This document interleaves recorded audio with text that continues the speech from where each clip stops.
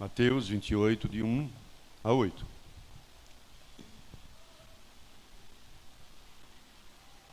Diz a palavra de Deus. No findar do sábado, ao entrar o primeiro dia da semana, Maria Madalena e a outra Maria foram ver o sepulcro. E eis que houve um grande terremoto, porque um anjo do Senhor desceu do céu, chegou-se, removeu a pedra e assentou-se sobre ela. O seu aspecto era como um relâmpago e a sua veste como alva, como a neve. E os guardas tremeram,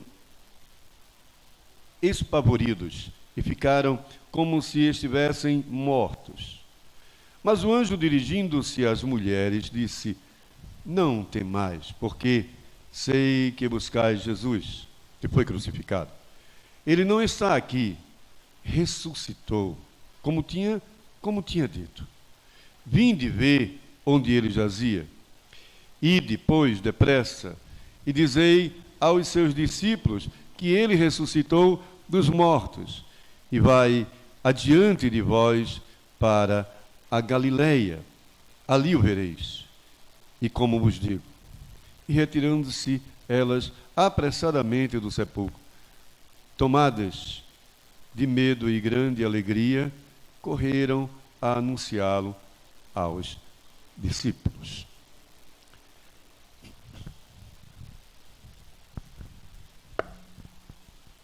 Cristo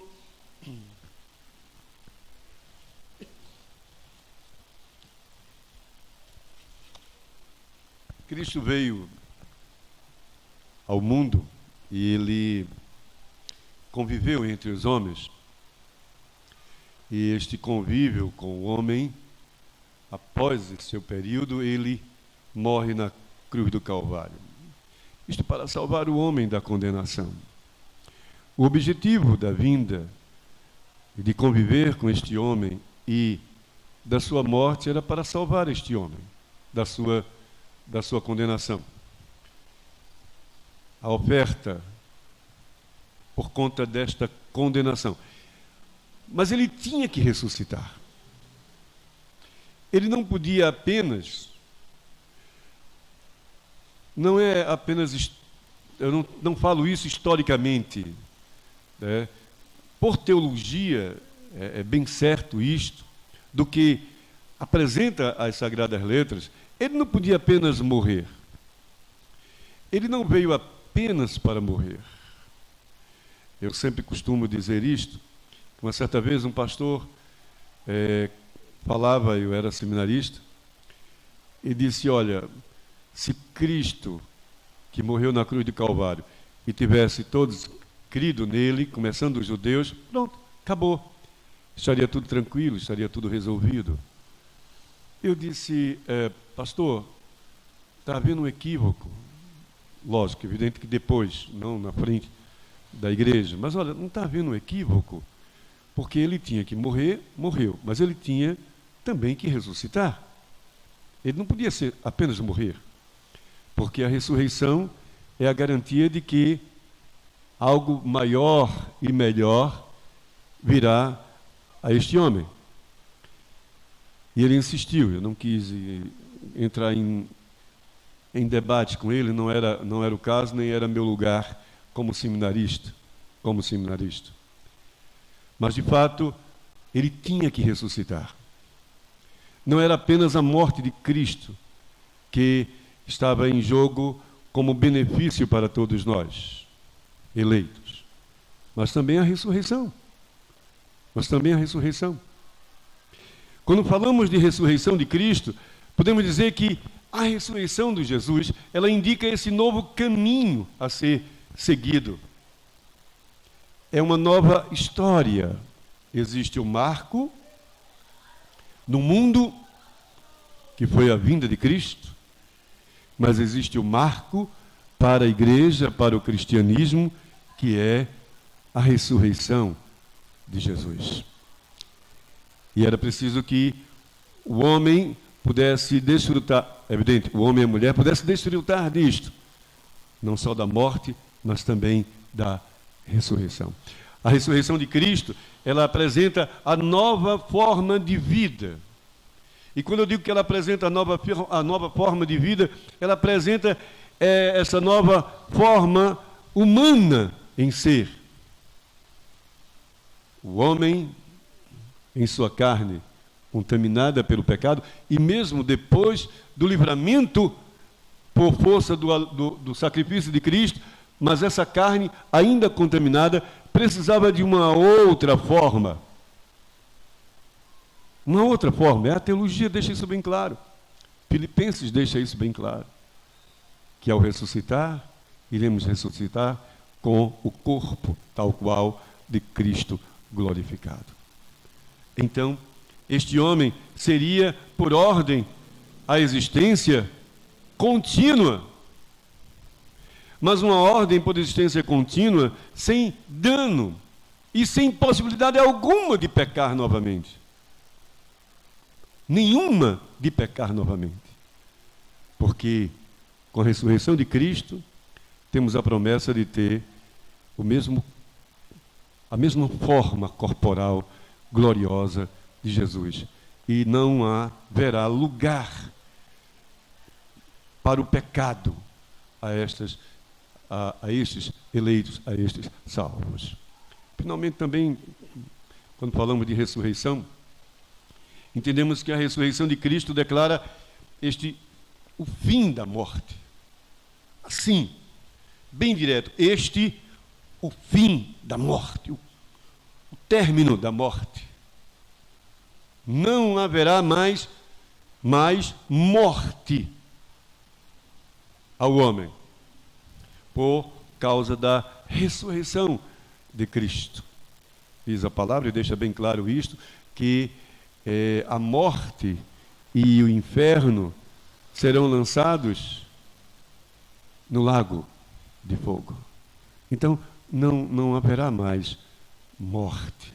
E era preciso que houvesse a ressurreição para que justamente fosse declarado o fim da morte.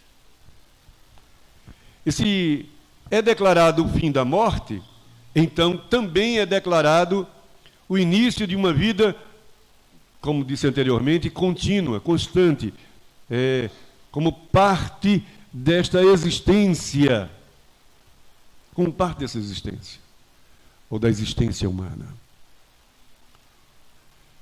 A ressurreição era importante, tinha que acontecer, não podia deixar de acontecer, porque a ressurreição, então, é a demonstração do poder e domínio de Cristo sobre a morte e sobre a vida.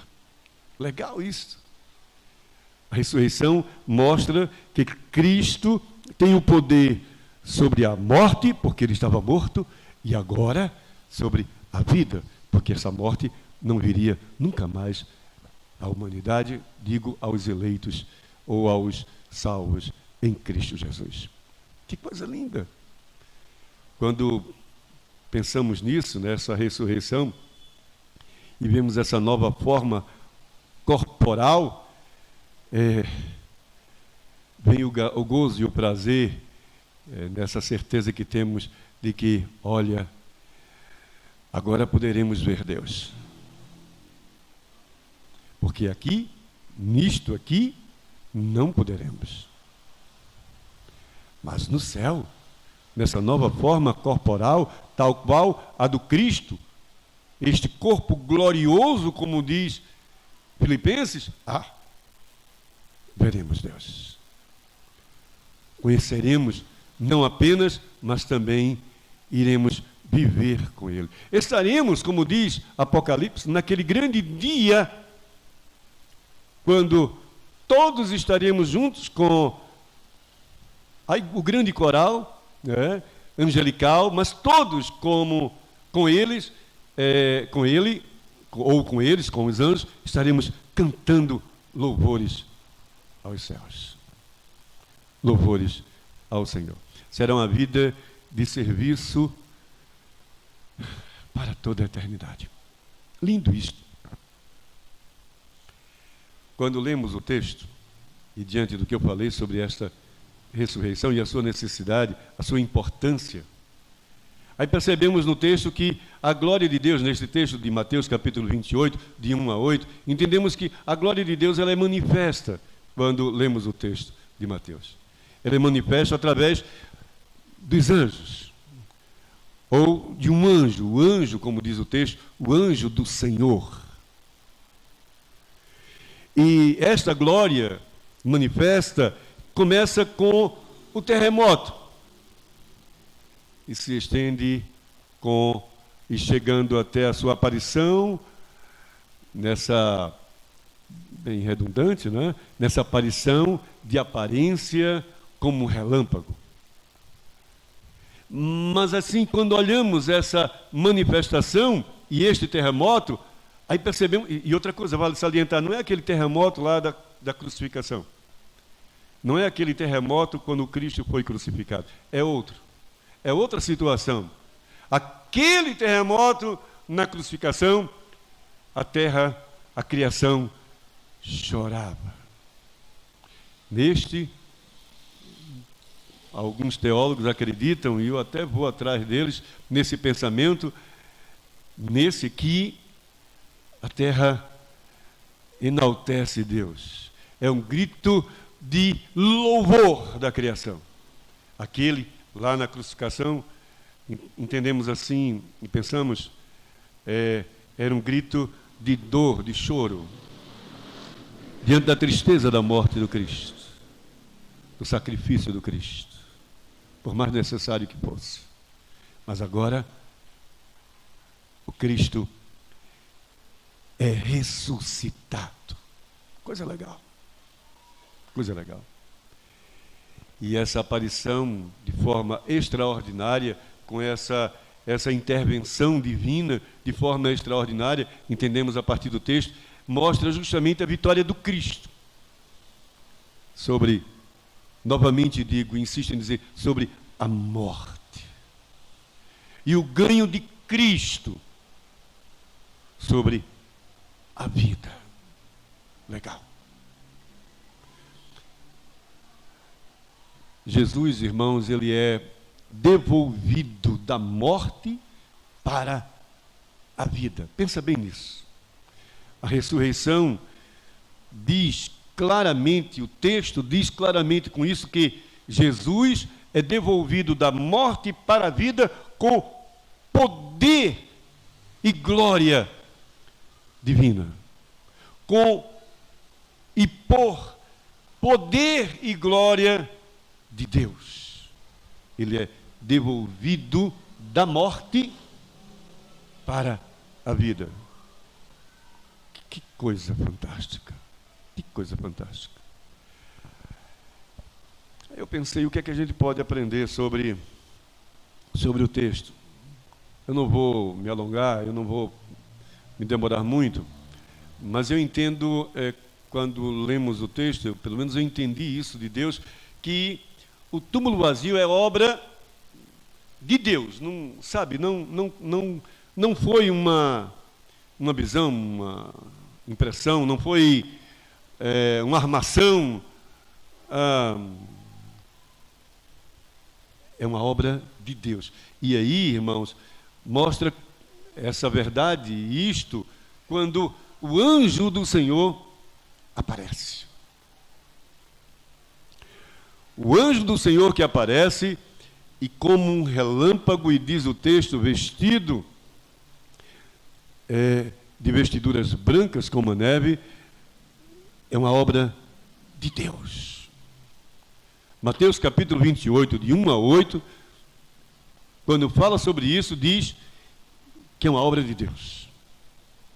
Não foi uma armação humana, não foi um traçado, uma tentativa, uma enganação, uma ilusão, obra de Deus. Mas também podemos aprender com o texto, além de tantas e tantas outras coisas, eu só quero citar hoje, só quero trabalhar com vocês em apenas 2 aprendizados. Mas uma outra coisa, justamente a segunda, é que o túmulo vazio é indicador de uma nova era. Pensa bem, uma nova era. muitos falam de nova era. Não, nova era começou lá. E não essa nova era que o mundo prega e fala e que muitos esperam. Não. Mas essa nova era, onde agora, com formação, com construção, com a solidificação da igreja, com os passos firmados desta igreja, com a partir do que é igreja e existe como igreja,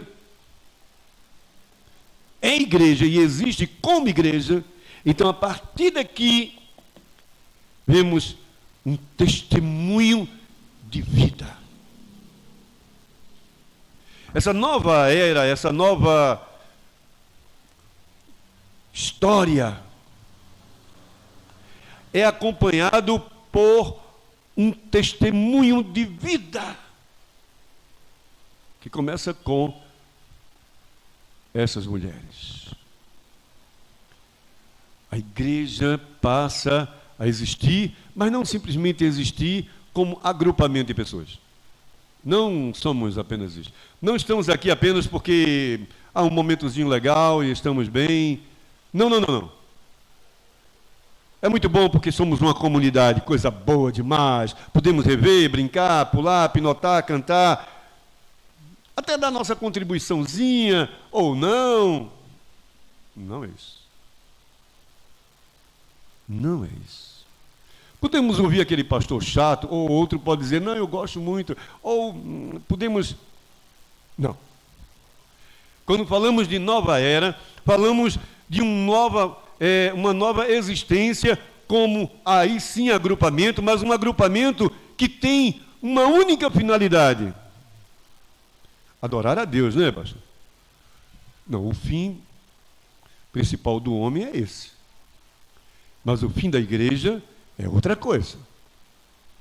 O fim da igreja, o que deve ser a igreja é testemunha. Porque se for apenas para adorar, vamos fechar as portas, ficar aqui, legal. E cada um com a sua velhice vai morrendo, até ficar o último. Acabou. E não existir mais. Mas não é isso. Como igreja existimos para falar de Jesus. Como igreja existimos para dizer ao mundo que Jesus, Ele está vivo. E promete a todos nós essa vida. Tá? E essa, por isto, é a nova era. Não mais a filosofia, não mais as ciências, ainda que necessitamos das ciências. Se não existisse, seria um caos o mundo.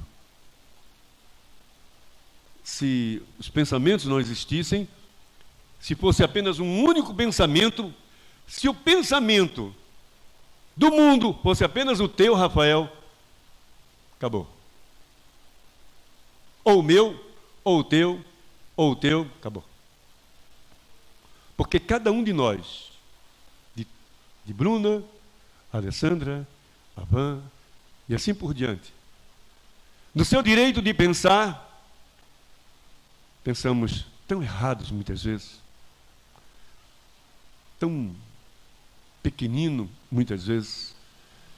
Então, ainda que pensássemos, e quando pensamos acertadamente, e que é de glória, mas às vezes pensamos de forma tão errada e é fracasso. Necessário é, porém, agora, com a ressurreição, essa nova era, finalmente, o que podemos aprender é que agora podemos dizer ao mundo que existe esperança. Ai, que legal. Não está perdido, não. Calma. Podemos aprender isto. E é aprendendo isto, irmãos, e diante do que ensina o texto, que no Senhor eu pensei em falar do túmulo à ressurreição. do túmulo à ressurreição. E quando falamos do túmulo à ressurreição, inicialmente eu trato assim com você. Pode deixar ele à vontade. Não está incomodando, não. Fique à vontade. Vocês também já foram pequenos. E já fizeram isso. Meu neto já passou de um lado para o outro aqui correndo antes da pandemia, que, meu Deus do céu. Então, não me incomodo com isso. Só quero que vocês olhem para mim. E o pai e a mãe tomam conta. Também, se não puder, corre atrás. Ela não dá mais para correr atrás, não é, benção? Coitadinha, não dá mais. Dá. Então, irmãos, do túmulo à ressurreição. Do túmulo à ressurreição. Mateus 28, de 1 a 8, pode nos ensinar muito que do túmulo à ressurreição, a primeira coisa que devemos e eu quero tratar é que é sobre o poder à morte. E aí eu passo a ler e ver em todo o texto, quando ele diz do poder à morte, vemos nesse texto as mulheres, elas saíram para finalizar um trabalho. Qual era a intenção daquelas mulheres? Finalizar um trabalho. Sabe? Tratar do corpo de Cristo, que na concepção delas, na ideia delas, já estava apodrecendo. Já estava sem cor na cabeça e na mente delas já estava sem cor. E mais cedo ou mais tarde, em alguns dias, iria começar a desfigurar. E o bicho iria começar a aparecer. Sabe?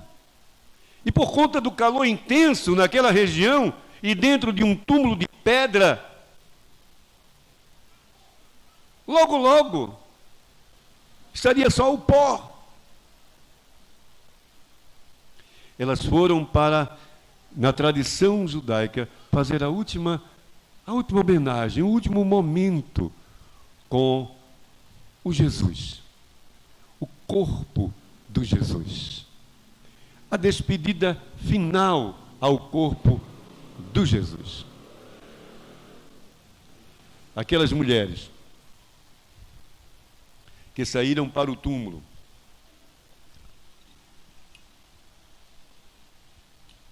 elas não esperavam algo que provocasse tanto impacto à vida delas. Quer saber que o túmulo estava vazio. Eu tento imaginar, confesso que naveguei um pouco, viajei um pouco em algumas leituras e comecei a pensar. Eu tento imaginar a conversa daquelas mulheres a caminho do túmulo. Não é uma crítica que eu vou fazer, tá? Ainda porque tem mais mulher do que homem aqui, se eu fizer isto eu vou apanhar lá quando terminar o culto. Mas mulher gosta de conversar.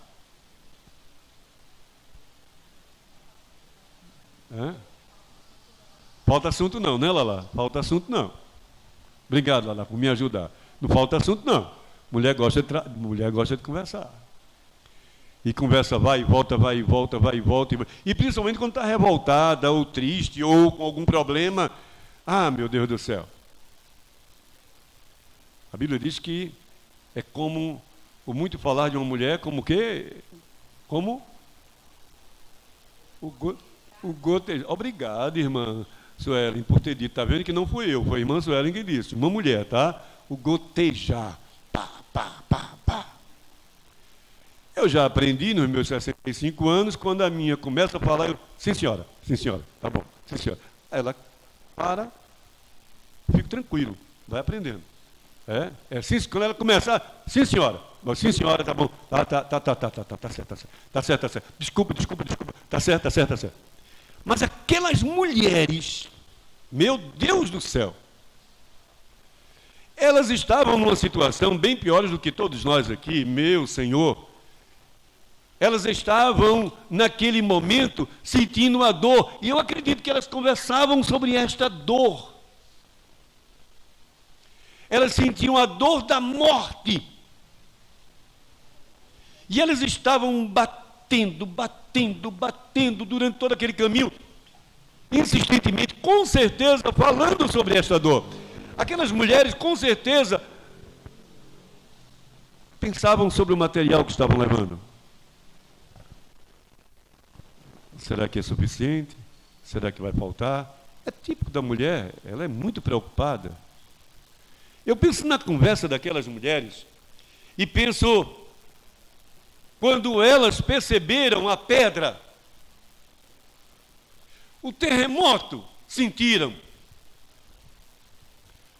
Se fosse aqui, não é? Vala-me Deus, o que é que houve? Ah, mulher, seria mais ou menos assim, não é? Em outras cidades que eu trabalhei, ê menina, o que é isso? Arre!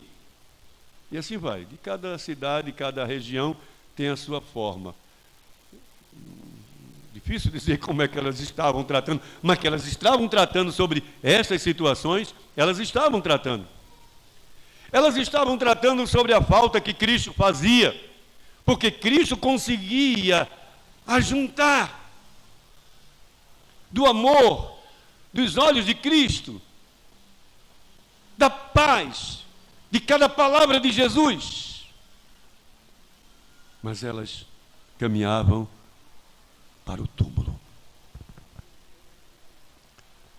E quando o extraordinário acontece, diz o texto, que houve aquele terremoto, e eu queria que vocês pensassem comigo e tentassem viajar no meu pensamento, ou no pensamento de vocês, mas aquele terremoto, se passavam por alguma ladeira, alguma rocha, as rochas tremeram, pedrinhas caíram, poeira subiu. Coisas assim devem ter acontecido. O barulho ensurdecedor, coisas assim. E mais ainda, naquele caminho, de repente, elas encontram uma figura. O texto diz um anjo, mas para elas era uma figura, um grande fenômeno. Devem ter ficado estarrecidas, a princípio. Não temas, diz o texto, que o anjo disse. E eu penso, quando ela viu aquele anjo, e mais ainda aquela pedra que tinha rolado, vamos tentar entender aí o texto. A pedra que rolou, não foi, digamos aqui a pedra, não foi somente isso aqui, não. Ela foi, a ideia a pedra que rolou, ela foi jogada. Ela foi arrancada e jogada fora. Não foi, o anjo não fez, bichinha, vem cá, vamos aqui rolar até a pedrinha aqui, para ver o nosso Cristo. Não. Digamos, sei lá, na minha imaginação, sai! Vai! A pedra foi rolada para distante, ou uma certa distância, diz a intenção do texto no seu original. E como se não fosse suficiente, de repente elas veem o anjo, esta figura, e vê sentado ele sobre essa pedra. Eu acredito, irmãos, que ao sentar sobre aquela pedra, ele estava dizendo assim: olha para mim, eu tenho o poder e a autoridade do Senhor de mexer com o que é físico e natural. Olha para mim, eu estou sentado aqui como um Senhor, como quem fez e faz, porque eu vim em nome de Deus. Mais ou menos isto. Eu, quando penso sobre o que elas viram quando olharam para aquele anjo sentado sobre a pedra. Elas não entenderam que aquele anjo sentado à pedra estava ali esperando uma água, ou uma comida, ou de perna para cima, sem fazer nada. Não, mas porque algo tinha acontecido, o extraordinário tinha acontecido. O extraordinário tinha acontecido. Sabe? Assentou-se sobre ela.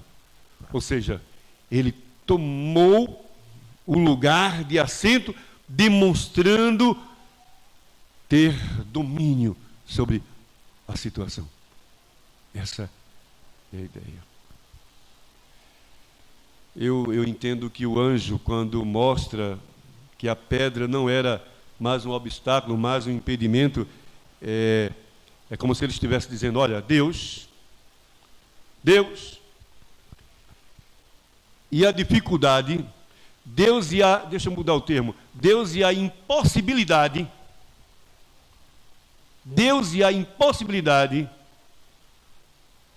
ele, Deus, simplesmente tira, como quer, quando quer e para o que quer. Eu consigo, refletindo sobre isso, ver todas essas verdades, ainda que seja uma forma minha de imaginar, já que não está descrito, mas eu consigo. Ai, que coisa legal. Aquela pedra, irmãos, era o selo indicador da morte guardada. Aquela pedra que literalmente tampava aquele túmulo, significava: aqui é um selo. E a morte do Cristo de vocês, está guardada. A pedra, o selo, foi retirado. A morte, a prisão, foi vencido. Ai, aleluia! Porque como uma linda, perfeita e absolutamente poderosa aparição, o anjo diz: eu não quero esta pedra, e em nome do Senhor ela é tirada. Eu penso, quando tudo isto acontece, eu penso assim, Paulo falando lá em 1 Coríntios, capítulo 15, versículo 20. Cristo ressuscitou dentre os mortos. A pedra que rolou, a pedra que foi tirada, o selo que foi arrancado, significa com isto que o Cristo ressuscitou dentre os mortos. Você está procurando Jesus? O Cristo ressuscitou dentre os mortos. O próprio Paulo diz ainda em Romanos 6,9: Cristo ressuscitado dentre os mortos já não morre. Cristo ressuscitado dentre os mortos já não morre. Porque a morte já não tem domínio sobre ele. Oh, aleluia! Já não tem domínio.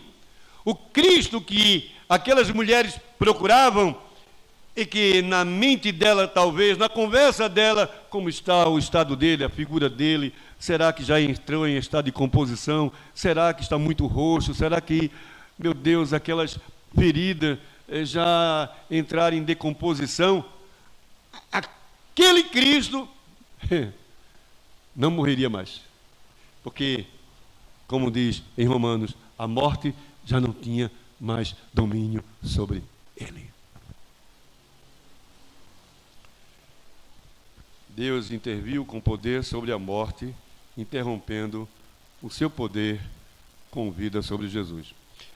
Mas uma outra coisa que podemos tratar é que, falando do túmulo à ressurreição, é que o testemunho, é sobre o testemunho do poder de milagre. testemunho de poder do milagre. Houve um milagre. Esse milagre aconteceu por causa de um poder.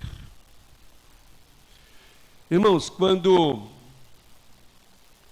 nós nos formamos, legal, né? Uma festa. Em todas as minhas formaturas, eu me lembro, nos poucos títulos que eu já conquistei, em todos eles, no último eu não consegui estar com a minha mãe. No penúltimo e no último eu não consegui estar com a minha mãe. A minha mãe sempre presente ali, sempre me dando força. Era legal, minha família. No último eu fiz, um deles eu fiz na Bahia, então não tinha nem como levar minha irmã, nem meu irmão, nem meu sobrinho, era distante demais. E não tinha como. E eu entrei com uma amiga, Fátima também era também a formatura de Fátima, eu um título e Fátima outro, diferente. Eu entrei, era um casal, presbítero e esposa, e eu entrei com a esposa dele, muito amigos, que ainda hoje somos, e ela entrou com ele. Também a família dela não tinha como. Eu me lembro que foi uma festa bonita, grande, muita gente, muito bonita. Quando nossa filha ou nosso filho nasce, é uma alegria muito grande. Sabe? Casamento. Eita, Adriana, casamento é uma festa bonita. Tá? É muito bonito, tudo. Casamento da filha, Juarez, é muito bonito. Não é, Tiago? Lá naquela fazenda legal, bonita, aquele casamento. Deu vontade de jogar, agora eu vou te confessar, deu vontade de jogar daquele lugar ali, naquela piscina, e ela de roupa e tudo de noiva, eu digo, vou jogar a noiva e o noivo, mas não, aí eu me contive e não fiz isso. É festa. Irmãos, imagina essas mulheres tendo agora esse privilégio de falar do Cristo ressuscitado. O Cristo que possivelmente para elas, na mente delas, estava agora apodrecendo, mas na verdade não estava. O túmulo estava vazio. Porque o anjo dizia, ele ressuscitou. Mas vai e com urgência, ou seja, ide depressa, diz o texto, depressa, e dizei aos seus discípulos. O testemunho do poder de milagre feito por aquelas mulheres era a confirmação de uma experiência que elas tiveram em olhar o túmulo vazio, em não sentir o cheiro apodrecido da carne do Jesus, porque ele não estava lá, nem podre, nem morto, nem bicho. Então não sentiram, muito pelo contrário. Eu tento entender essa experiência e vejo nessa ressurreição Deus revelando àquelas mulheres que o Cristo ressuscitado, na palavra do anjo e no que elas viram, o túmulo vazio, era a prova de que Deus operou. E aquilo tinha que ser repassado. Elas experimentaram não só a mensagem que ouviram do anjo, mas experimentaram a visão do túmulo vazio. Então elas não apenas tinham a obrigação, porque Deus mandara através do anjo, mas porque ela tinha esse prazer, entendendo que era dever dela ou delas, dar esse testemunho. Dar esse testemunho, que o Cristo ressuscitou, Cristo estava vivo, e algo mais, e bem maior, viria a acontecer.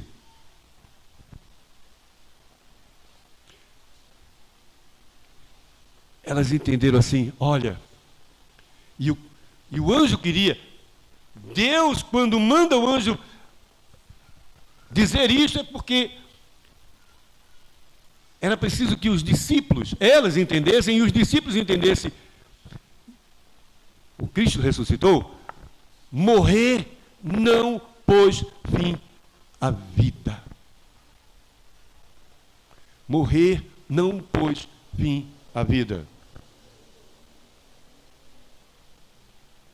8. Morrer não pôs fim à vida.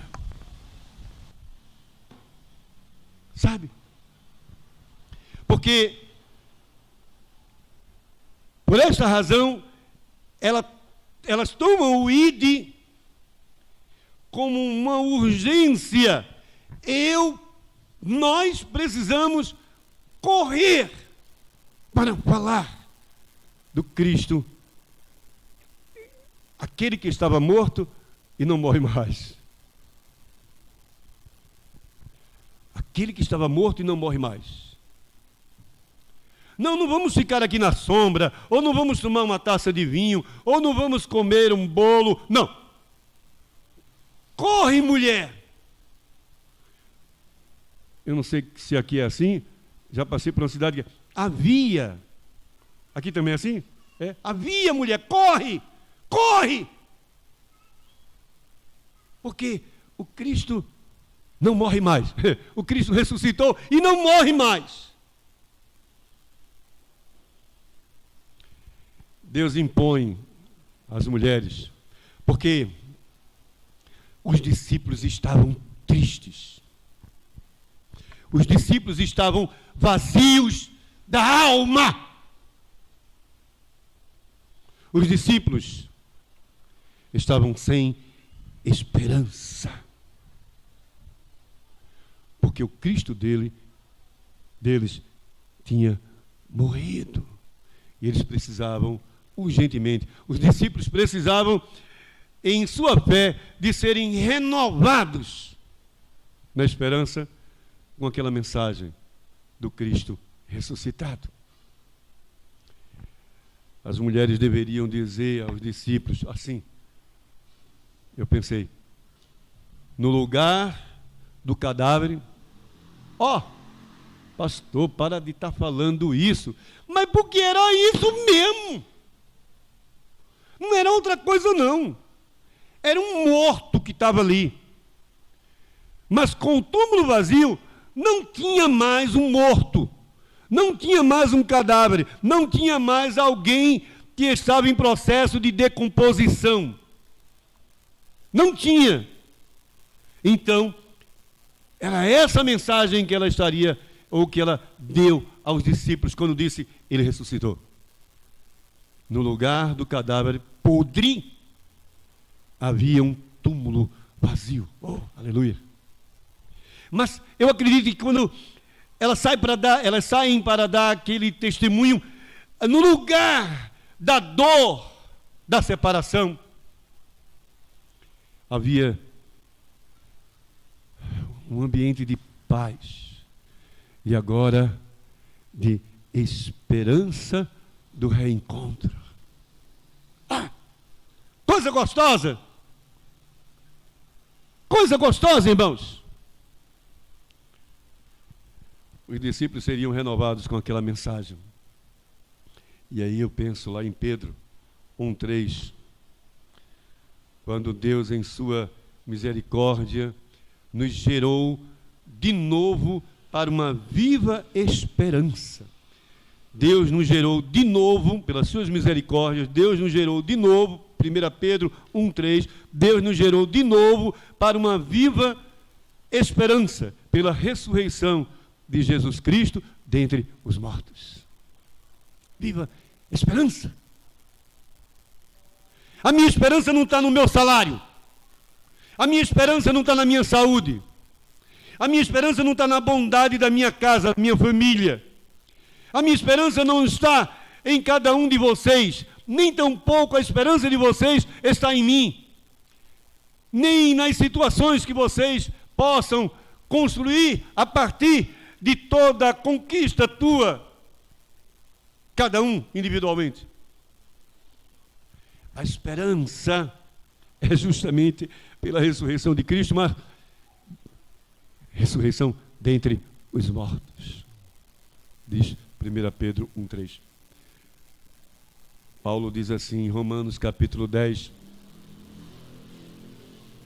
Paulo diz lá em Romanos capítulo 10, versículo 9: se em teu coração creres que Deus o ressuscitou Jesus Cristo dentre os mortos, serás salvo. É muito simples, é simplístico demais dizer, eu creio em Jesus. Mas o que é que você está fazendo do que você crê? Qual o teu bate-papo quando você diz que crê? Qual a tua conversa quando, assim, namorados? É apenas beijinho? É apenas cheirinho? É apenas amasso? É apenas isto? Vocês não tratam em nenhum momento sobre Deus na vida de vocês? Sobre o Cristo ressuscitado na vida de vocês? Vocês não falam sobre isto, da alegria de ter Jesus? Homens e mulheres casados, é só isso? Sexo, sexo, sexo, sexo? Que bom. E se não tiver, então não presta. Casamento é errado. É só isso? É só dinheiro no bolso? Roupa nova? Ou vocês conversam, é só briga? Casado já briga mais, não é? É só briga? Briga, briga, briga, briga, briga, briga, briga. Eu não vou pedir desculpa pelo que eu vou dizer. Parece cachorro e gato. Será que a minha vida está assim? Com a minha esposa, Fátima? Está igual a cachorro e gato? Só briga, briga, briga, briga, briga, briga, briga. Briga quando está junto, briga quando está junto. Está separado, distante. É só isso. Se desentende. Ou eu estou tratando dessas coisas. Ressurreição de Jesus, vida com Deus, esperança. Porque eu tenho uma fé, eu creio num Deus que ressuscitou. Então, irmãos, do túmulo à ressurreição, indica que a mensagem do Cristo vivo gera esperança aos que creem. Concluindo, o que é que eu poderia aplicar? Deus sempre espera, ou melhor, sempre opera de forma extraordinária a vida dos que acreditam. Eu tenho dito assim, qual o projeto de Deus na tua vida? Vamos mudar? Como eu, que sou um projeto de Deus a este mundo, porque eu sou um projeto de Deus, cada um de vocês é um projeto de Deus. Não estão aqui à toa. E estão e continuarão aqui, porque são projeto de Deus a este mundo. O mundo precisa de vocês. O mundo precisa de vocês. Quando vocês estão cantando aqui, quando o casal está cantando aqui, quando alguém está tomando conta lá do som, presbítero, a irmã, quando vocês vieram para cá, quando o irmão Monteiro está ali sentadinho, quietinho, quando os dois presbíteros estão um numa ponta e outro na outra, ali, um na janela e outro na outra, mas estão prestando atenção, ótimo, que legal. Mas quando estamos assim, de mãos dadas, legal, beleza, não tem problema. Não tem problema. Não tem problema, de mãos dadas, não tem problema. Mas, o que somos? Projeto de Deus. E se somos projeto de Deus para o mundo, então, irmãos, devemos valorizar a operosidade de Deus, a nossa vida. Do que Deus faz por meio da minha vida. Porque eu creio, porque você crê. podemos aplicar olhando esse texto? Porque aconteceu com as mulheres e tem que acontecer conosco. Elas creram. Uma outra aplicação que poderíamos trazer à nossa vida é que a mensagem da ressurreição, ela deve ser anunciada com urgência aos desesperados. Desesperançosos. Ixi, quase que não saía. Com urgência. Aqueles que perderam a esperança. Aqueles que perderam o sentido da vida. Aqueles que não têm mais, para eles, importância nenhuma o viver. Eu não sei.